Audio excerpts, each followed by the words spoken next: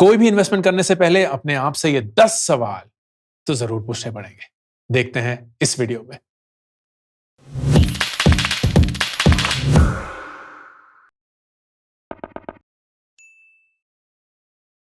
दोस्तों, इस वीडियो में मैं आपके लिए कोई इन्वेस्टमेंट एडवाइस नहीं लाया हूं, बल्कि 10 सवालों की एक ऐसी लिस्ट लाया हूं जो मुझे लगता है हर एक इंसान को before they make any investment in their life और they start their investment in their life पूछने चाहिए।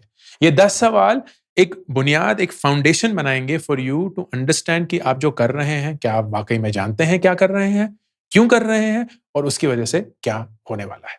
शुरू करते हैं ये 10 सवाल। नंबर पहला, What are my goals? मेरा मकसद क्या है? इन्वेस्टिंग तो सब लोग करना चाहते हैं। अने इतने सारे लोग जो कमेंट करते हैं, डीएम करते हैं, मैसेज करते हैं कि हम इन्वेस्ट करना चाहते हैं, हम इन्वेस्ट करना चाहते हैं। लेकिन अगर मैं उनसे पूछता हूं कि आप इन्वेस्टिंग क्यों करना चाहते हैं? What is the goal? Like what is the purpose? मतलब ये मजे में क्योंकि YouTube पे वीडियो बन रहे हैं और आप देख रहे हैं तो आपको लगता है कि आपको भी करना चाहिए, and that's why you're doing it. You have to have goals. Goals 3 तरीके के होते हैं। Number 1, immediate goals, right now वाले गोल्स। राइट नाउ वाले गोल्स क्या हो सकते हैं? इमरजेंसी फंड हो सकता है जो कि एक राइट नाउ गोल है। हेल्थ इंश्योरेंस, लाइफ इंश्योरेंस हो सकता है जो राइट नाउ गोल्स हैं। शॉर्ट टर्म गोल्स किस टाइप के होते हैं? शॉर्ट टर्म गोल्स हो सकते हैं कि आपको अपनी पढ़ाई के लिए कुछ पैसे बचाने हैं, या आपकी शादी होने वाली है उसके लिए पैसे बचाने हैं, या आप फोन खरीदना चाहते हैं, गाड़ी खरीदना चाहते हैं, उसके लिए पैसे बचाने हैं। And then long term goals which are usually bigger. आपको घर खरीदना है, आपको अपने बच्चों की शादी करवानी है, या अपने बच्चों की पढ़ाई करवानी है, या आप रिटायरमेंट के लिए प्लानिंग करना चाहते हैं। All of those become long term goals. Goals क्या है? What are the milestones in your life जिसके तरफ आप ये इन्वेस्टमेंट जर्नी शुरू कर रहे हैं। नंबर 2, जब आप कोई भी इन्वेस्टमेंट शुरू करते हैं, अपने आप से ये पूछना बहुत ज्यादा जरूरी है कि क्या मैं इस चीज को consistently over a long period of time कर सकता हूं या नहीं। Why is this important? क्योंकि बहुत लोग ना, उनको ऐसा लगता है कि अगर आपने एक बहुत बड़ा अमाउंट एक टाइम पे इन्वेस्ट कर दिया, देन दैट इज इट, हो गया, मजे आ गए, आपने सही टाइम पे इन्वेस्ट कर दिया, अब ये पैसा बढ़ता रहेगा and all is good. But it is not so much the amount of money that you invest that matters. What matters more is the time period for which you invest. आप जितने लंबे वक्त के लिए इन्वेस्ट करेंगे उतना ही आप पावर ऑफ कंपाउंडिंग को एंजॉय कर पाएंगे। So that is why you have to ask this question कि जब मैं इस इन्वेस्टमेंट के लिए साइन अप कर रहा हूं, am I willing to consistently do it for a long period of time? क्योंकि if the answer is no, then maybe it's not a good investment. अगर आप लमसम भी इन्वेस्ट करना चाहते हैं, the question you have to ask is कि क्या ये लमसम मैं 5 सालों के लिए इन्वेस्ट कर रहा हूं या 5 महीने के लिए? क्योंकि 5 महीने के लिए आप कर रहे हैं तो ऐसा हो सकता है कि आपको कुछ भी रिटर्न नहीं मिलेगा, इनफैक्ट नेगेटिव भी मिल सकता है। लेकिन अगर आप 5 साल के लिए करेंगे, your chances of getting a positive return and a very high return is that much higher. Number 3, जो मैं इन्वेस्टमेंट कर रहा हूं और जो मेरा गोल है, क्या जिस वक्त के लिए मैं करना चाहता हूं उस वक्त में मेरा इन्वेस्टमेंट उस गोल तक पहुंच पाएगा या नहीं? Is my investment going to reach the goal or not? For example, आज सुबह की बात है, आज सुबह की, हाँ, मेरे को एक ईमेल आता है from someone I'm not going to name, and she says, "Can you tell me the best way to invest money so that money can become 12x?" 12 Guna, 12 Guna. And then she says something which blew my mind. It has to be as safe as fixed deposit. How cute. लेकिन कितना ही सुंदर विचार कि fix deposit की stability भी मिले, 12 गुना पैसा भी बढ़ जाए। क्योंकि हम तो बेवकूफ हैं, हम तो यहां वीडियो ऐसे बना रहे हैं जैसे कि हमें कुछ पता ही नहीं है, और यहां लोग हैं जो बोल रहे हैं कि कुछ तो ऐसा होगा जो कि 12 गुना पैसा बना सकता है और एफडी की स्टेबिलिटी दे सकता है। हियर इज द फैक्ट, अगर एफडी 5% रिटर्न देता है तो 12 गुना अपना पैसा करने के लिए आपको पता कितने साल उस एफडी को करना पड़ेगा? वीडियो को पॉज करिए एंड कमेंट सेक्शन में आंसर लिखिए, 2 सेकंड। ओके, लिख दिया? आई होप आपने कुछ सोचा नहीं, कैलकुलेटर नहीं यूज किया। अपने पैसे को 12 गुना करने के लिए एट 5% एफडी रिटर्न आपको अपना पैसा 50 साल तक डालना पड़ेगा। 50 साल, 50 साल तक अगर आपका पैसा एफडी में 5% कमाता रहा तब जाके वो 12 गुना का होगा। 50 साल किसने देखे हैं दोस्त? मतलब अगर आज मैं अपने पैसे एफडी में डालूंगा, 12 गुना करने की कोशिश करूंगा, तो वो 50 साल बाद होंगे। अगर यही पैसा मैं 15% रिटर्न पे स्टॉक मार्केट में डाल देता हूं, तो वही 10 साल के अंदर अंदर ही 12 गुना हो जाएगा। And that is how you will have to think about कि जो भी आप इन्वेस्टमेंट कर रहे हैं और जो आपका गोल है, जब भी आप वहां उस गोल तक पहुंचना चाहते हैं, क्या ये इन्वेस्टमेंट उस गोल तक आपको पहुंचाएगा या नहीं? It's a simple mathematical calculation. Number 4, बहुत जरूरी, मेरा इन्फ्लेशन एडजस्टेड रिटर्न क्या होगा? What will be my inflation adjusted return? Why is this important? Inflation हमारे पैसे की वैल्यू को डिस्ट्रॉय करता है। इन्फ्लेशन अगर 6% पे है, इसका मतलब ये कि जो आज चीज 100 रुपए की है, वो कल 106 रुपए की होगी। मतलब 100 रुपए की जो आज अहमियत है, वो कल उतनी नहीं रहेगी, वो 6% से घट गई होगी। तो अगर आपका एफडी आपको 5% दे भी रहा है, तो आपके 100 रुपए 105 हो गए और आप ताली बजा रहे हैं, लेकिन चीजों की जो कीमत है, वो 100 से 106 रुपए हो चुकी है। तो आपके जो 100 रुपए कल 105 के हो जाएंगे, वो वही 100 रुपए की चीज जो आज 106 रुपए की है, नहीं खरीद पाएंगे। सो आपके पैसे की कीमत घट गई है। So the inflation adjusted return of your FD is -1%। 5% का रिटर्न, 6% का इन्फ्लेशन, -1% इन वैल्यू डिस्ट्रक्शन एवरी ईयर। अब यही चीज अगर आप एक 10% के इंस्ट्रूमेंट में डालते हैं, एक ऐसा इंस्ट्रूमेंट जो आपको 10% देता है, वो कोई स्टॉक हो सकता है, गोल्ड हो सकता है, बॉन्ड हो सकता है, कुछ भी हो, then your inflation adjusted return is 4%। क्योंकि 6% का इन्फ्लेशन है, 10% आप कमा रहे हैं हर साल, तो हर साल आपका पैसा 4% से एक्चुअली इन्फ्लेशन को बीट कर रहा है। इसी के चलते 5th सवाल, which is tax adjusted return कितने हैं? What are my tax adjusted return? क्योंकि at the end of it, जो भी आप इंटरेस्ट कमाएंगे या जो भी रिटर्न कमाएंगे, उस पर आपको टैक्स देना पड़ सकता है। फॉर एग्जाम्पल, अगर आप एफडी करते हैं, तो एफडी का जो भी आप इंटरेस्ट इनकम कमाते हैं, वो आपकी टैक्सेबल इनकम में जुड़ जाता है। तो जो भी आपका टैक्स स्लैब होता है, उसके आधारित आपको उस पर टैक्स देना होता है।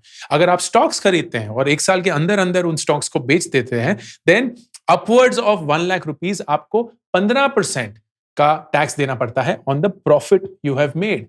अगर आप 1 साल के बाद बेचते हैं, देन यू हैव टू पे 10% on the profit that you have made, so on and so fourth. तो बहुत सारे इंस्ट्रूमेंट्स, बहुत सारे एसेट्स, बहुत सारे इन्वेस्टमेंट्स जो हैं, वो टैक्स्ड होते हैं when you actually sell them and make your profit. तो वो टैक्स क्या है, ये जानना जरूरी है, क्योंकि उसके थ्रू ही आप अपना एक्चुअल रिटर्न कमा पाएंगे, which will be your inflation and your tax adjusted return. Number 6, do I understand where I am investing? क्या मैं ये समझता हूं कि मैं कहां इन्वेस्ट कर रहा हूं, एंड दस क्यों कर रहा हूं? Why is this important? क्योंकि बहुत सारे लोग, खासकर when they are young, invest out of FOMO. आप में से बहुत सारे लोग होंगे जो आई एम श्योर क्रिप्टो में इन्वेस्ट कर चुके होंगे। क्रिप्टो अभी बहुत डाउन है जब मैं ये वीडियो बना रहा हूं, and you may be just blaming yourself because you saw your friends और someone make shit loads of money in crypto, and you like मेरे भी बन सकते हैं, बट नहीं बने। And that was not your fault, but it was because you didn't understand what you are investing in. आपको पता भी नहीं है कि उस क्रिप्टो कॉइन का, क्रिप्टो करेंसी की बुनियाद भी क्या है। Why is it even growing in value? What is the foundation behind it? What is the project behind it? So on and so forth. अगर आप किसी स्टॉक में इन्वेस्ट करते हैं, क्या वो इसलिए करते हैं क्योंकि किसी ने आपको बोला है कि भाई वारिको कंपनी है, 2 रुपए का स्टॉक है, 6 महीने के अंदर 4 रुपए का दुगना डाल दे? Or do you actually do it because it's Reliance, it's TCS, आपके रेवेन्यू प्रोजेक्शंस, उनके रेवेन्यू प्रोजेक्शंस आपको समझ में आते हैं, उनके प्रॉफिट ग्रोथ को आपने एनालाइज किया है, you understand why you are investing in it, you understand what industry is it in, so on and so forth. It is very important कि आप जहां भी, जिस चीज में भी इन्वेस्ट कर रहे हैं, आप उस चीज को समझते हैं, and you are not doing it purely out of FOMO.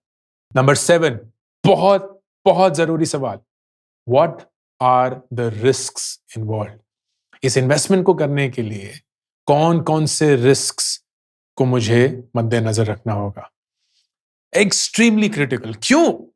क्योंकि the first and the most fundamental principle of investing is low risk low return, high risk high return.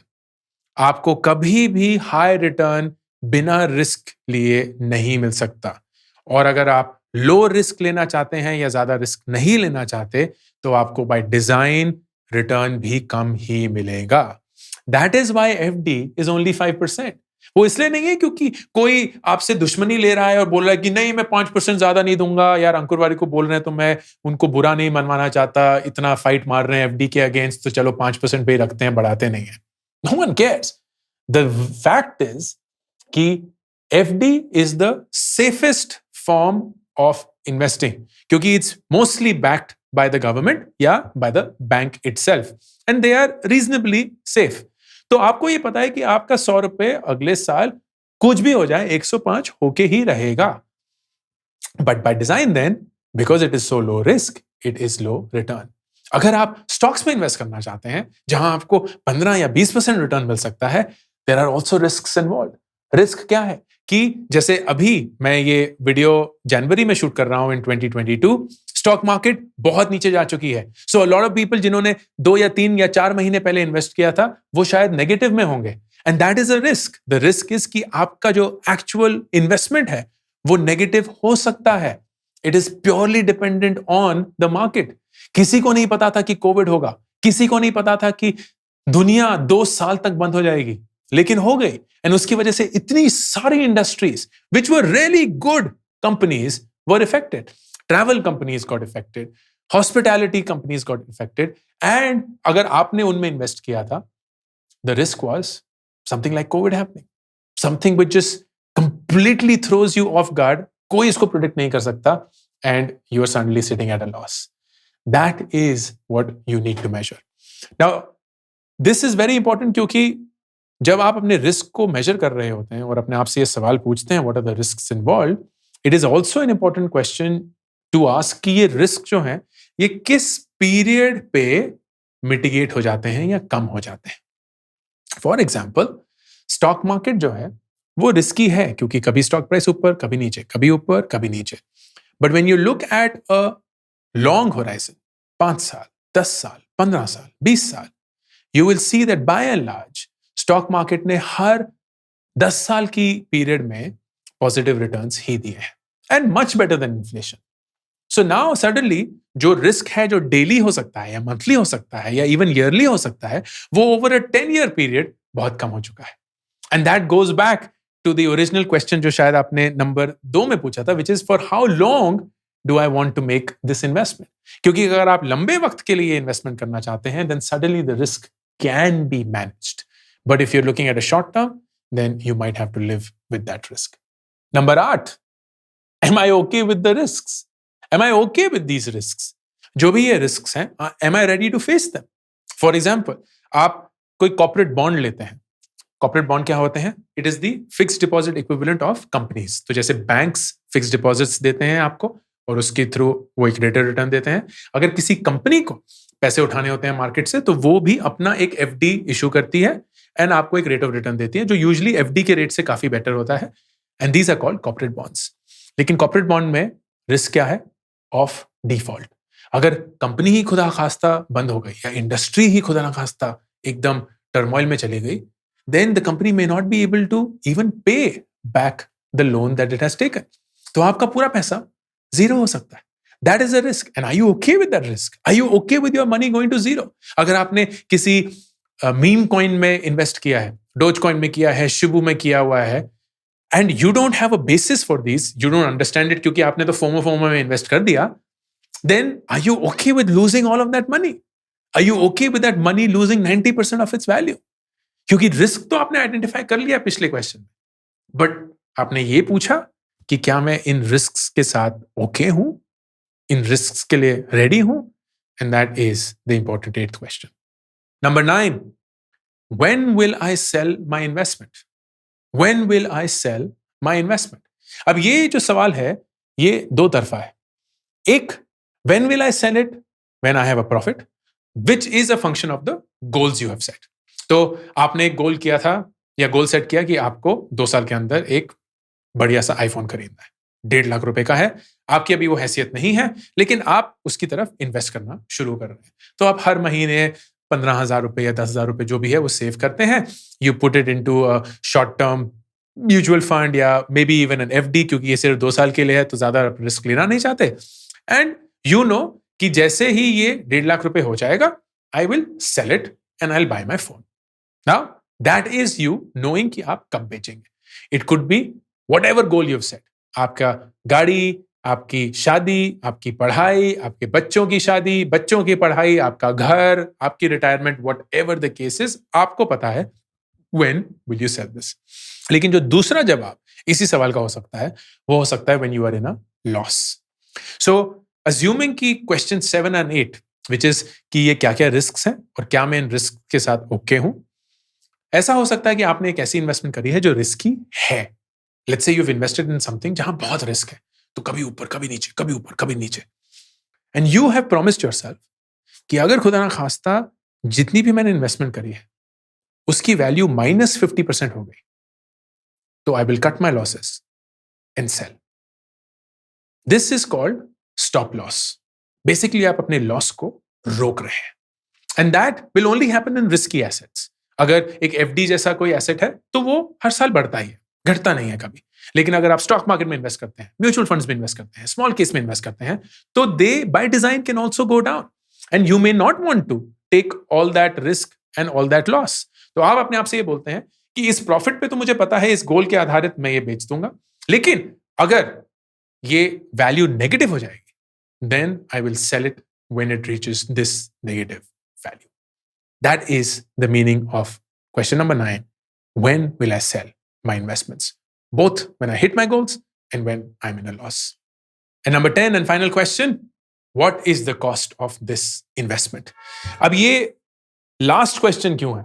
क्योंकि बहुत लोगों के लिए ये फर्स्ट क्वेश्चन होता है, but I think it is the last question, क्योंकि जो बाकी के 9 सवाल है ना, वो अगर आपने नहीं पूछे या उनको आपने अवॉइड किया, तो 10वें क्वेश्चन पे अगर आपने कोई भी डिसीजन लिया, it's going to be the wrong decision almost always.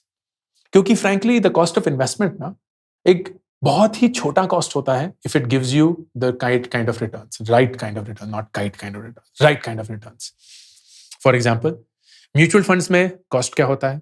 2 तरीके का. Something called an expense ratio, कि जब आप म्यूचुअल फंड खरीदते हैं तो उसका जो इन्वेस्टमेंट अमाउंट होता है, जितना आपने पैसा म्यूचुअल फंड में डाला है, एक छोटा सा percentage goes towards running the mutual fund, या अगर आपने किसी एजेंट से खरीदा है, goes towards the expenses of that agent. That is called the expense ratio. जब आप बेचते हैं, there is also something called an exit load, एक तरीके की penalty when you are selling the mutual fund. It is mostly zero for a lot of mutual funds, लेकिन कुछ mutual funds के लिए this exit load actually exist, खासकर अगर आप बहुत जल्द उस म्यूचुअल फंड को बेचना चाहते हैं. When you using small case, then there are cost attached to it. मैंने स्मॉल केस के कॉस्ट के ऊपर एक पूरा एक वीडियो बनाया था, which you can check out. If you are buying stocks, then there are cost attached to that. आपको ब्रोकरेज फीस देनी पड़ती है, डिपॉजिटरी फीस देनी पड़ती है, उसके ऊपर सर्विस टैक्स देना पड़ता है, सो ऑन एंड सो फोर्थ. अगर आप एफडी करते हैं और उस एफडी को बीच में तोड़ देते हैं, they may be cost attached to that. अगर आप सोना खरीदते हैं, डिजिटल गोल्ड, एंड उस पे आपको सर्विस टैक्स देना पड़ सकता है या जीएसटी देना पड़ सकता है, whatever the case may be, which could also be a cost for you if you don't have a input और an output system setup. Whatever the case may be, आपके ये कॉस्ट है. But as I said, these costs ultimately turn out to be much, much, much lesser than the return you can generate over a period of time. क्योंकि अगर आपने सही तरीके से पहले 9 सवालों का जवाब दे दिया, तो फ्रैंकली 10वां सवाल सिर्फ एक फैक्चुअल पॉइंट बन के रह जाता है. That is my experience. I could be wrong, but that is something that I will strongly, strongly advise not to be the first question, but actually to be the last question. तो ये थे 10 सवाल.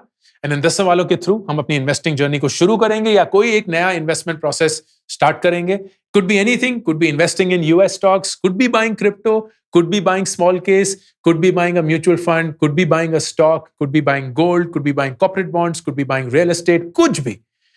All of these 10 questions are super critical and I hope that you pay full attention to answering these questions honestly, क्योंकि अगर आप अपने आप से झूठ बोलेंगे तो उसका क्या ही फायदा.